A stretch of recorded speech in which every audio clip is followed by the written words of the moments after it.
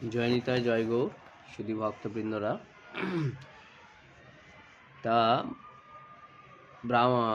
এখানে বলছেন যে রাজা খট্টাঙ্ক শ্রীমদ্ ভাগবত থেকে আমরা নবম অধ্যায় থেকে রাজা খট্টাঙ্ক বহু দৈত্যদের তিনি ধ্বংস করেছেন, রাজা খট্টাঙ্ক। তাই এখানে খুব সুন্দর বলছেন যে বিশ্বস্বপুত্র চক্রবর্তী খট্টাঙ্ক, সম্রাট খট্টাঙ্ক, তাকে কেউ যুদ্ধে পরাজিত করতে পারত না।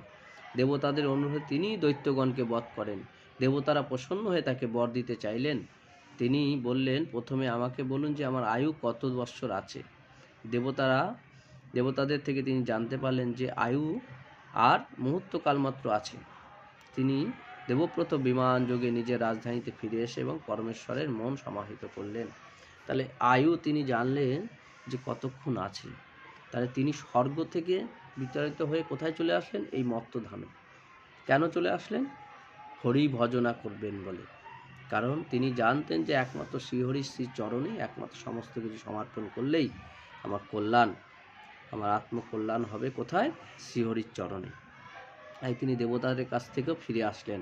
দেবতাদের বর দিতে চাইলেও তিনি গ্রহণ করলেন না, কারণ শ্রীহরির শ্রী চরণে একমাত্র আশ্রয়ই হচ্ছেন একমাত্র ধাম। তাই মনুষ্য দেহ ধারণ করেছি শ্রীহরির চরণে আশ্রয় করবার জন্য, শ্রীহরির নাম কীর্তন করে তার ভগবত ধামে ফিরে যাওয়ার জন্য। তাই রাজা খট্টাঙ্ক সেইখান থেকে তার কিছুকাল মুহূর্ত আয়ু ছিল, সেই আয়ুটা এই ধরাধামে নিয়ে এসেছে। তিনি মনুষ্য দেহ লাভ করেছিল, এই ধরাধামে নিয়ে এসে তিনি তার ভজন করলো, শ্রীহরির নাম কীর্তন করলো এবং গোবিন্দর ধাম প্রাপ্ত হলেন। কারণ তিনি ছিলেন গোবিন্দের ভক্ত। তাই ভক্ত কখনো বিনষ্ট হয় না। এই জন্য ভগবানের কৃপা দরকার, অহর্নিশি ভগবানের চিন্তা থাকা দরকার। সবসময় চিন্তা থাকলে তার কৃপা অবশ্যই লাভ করা যাবে। এই জন্য গোবিন্দের চিন্তা সবসময় করতে হবে, শ্রীহরি নাম কীর্তন করতে হবে, সাধুসঙ্গ করতে হবে। যারা যারা সাধুসঙ্গ করবে অবশ্যই কাম, ক্রোধ, লোভ, মোহ, মদ, মৎসদের ছটা রিপু বশ হবে।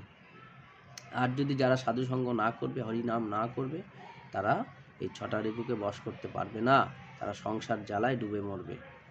এই জন্য সবসময় হরি চিন্তা করতে হবে, শ্রীহরি নাম কীর্তন করতে হবে। জয় নিতাই, জয় গৌর।